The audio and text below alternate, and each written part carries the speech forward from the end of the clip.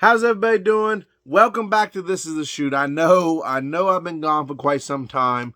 It's like, I got put on a different schedule and I was trying to figure out how to do everything and reorganize my life a little bit, so I apologize for being gone for so long.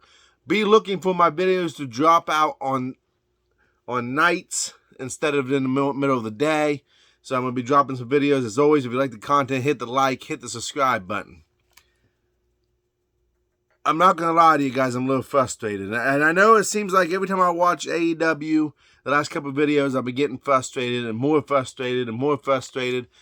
But the more I watch it and the more I try to like it, and I'm really, really trying.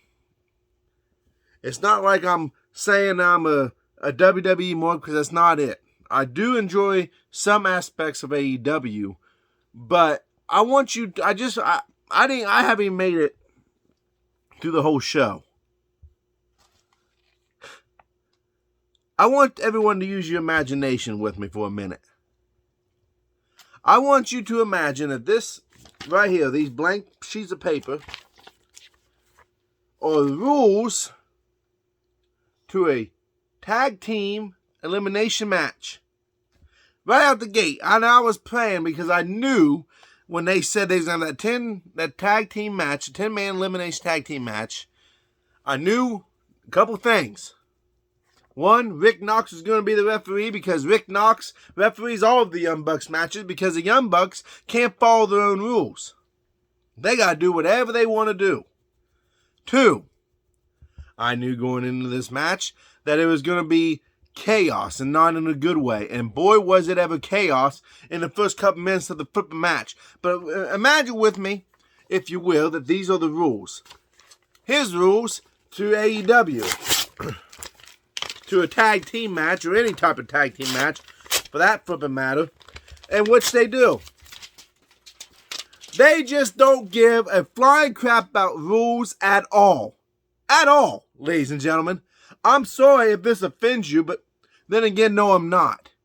The whole thing about wrestling is that there is tradition that goes into wrestling. And now I understand that there's going to be some rules that's going to be bad, especially when you have one referee.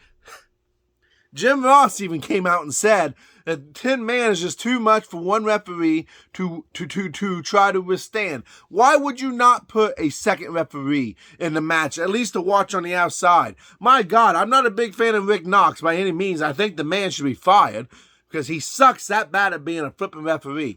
And don't even get me started on the Young Bucks and what they do, but 5 minutes into the match, chaos broke out. 5 minutes. Not even that, probably.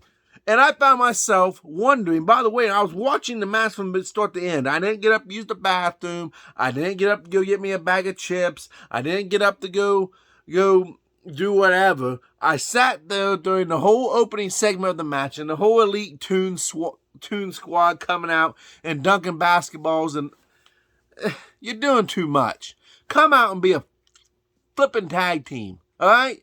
I'm finding it really hard not to say what I feel right now as far as profanity, because I'm a Christian and I know I shouldn't say that stuff, but I've been, oh boy, I am boiling.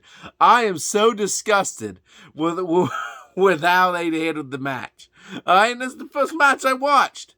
So that sets the tone for me going into the rest of the show, by the way. I'm already not a big fan of Nick Gage being there, and I'm not going to talk about the match because I ain't watched it yet.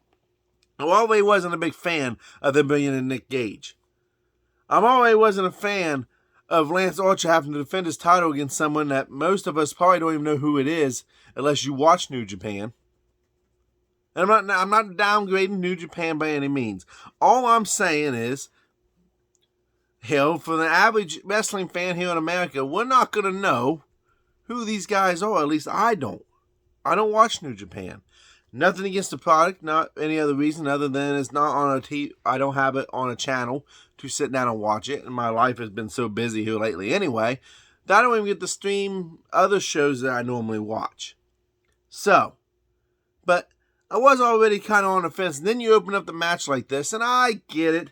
You know, if you're an AEW fan, you love this stuff. But for me, who's kind of old school, not grumpy old school, I have an open mind. I can accept certain things. I've went on rants about this stuff before. But, my God, is it that flippin' hard to stick to the traditional tag team settings? Sure, throw some chaos in there. I know eventually all the guys are going to be in the ring at the same time. I get it. I understand it. I've been watching it. I'm 29 years old. I've been watching it since I was at least 6 or 5, and I probably was starting to understand it about 8 or 9, if not before that, where I was starting to understand wrestling and the rules that go into it. At what point do you look at AEW, if you're in AEW, if you're an official in AEW, if you're a management in AEW, and go, what can we do to fix these loose screws that people are complaining about? And believe me, folks, it's not just me complaining about it.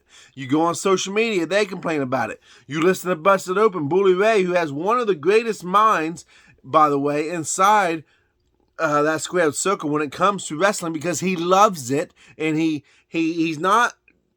has an open mind. But how many times did he have to preach? He even preached it to Tony Khan, and Tony Khan talked to him like he had no idea what he was talking about. It's Bully flippin' Ray, Bubba Ray Dudley.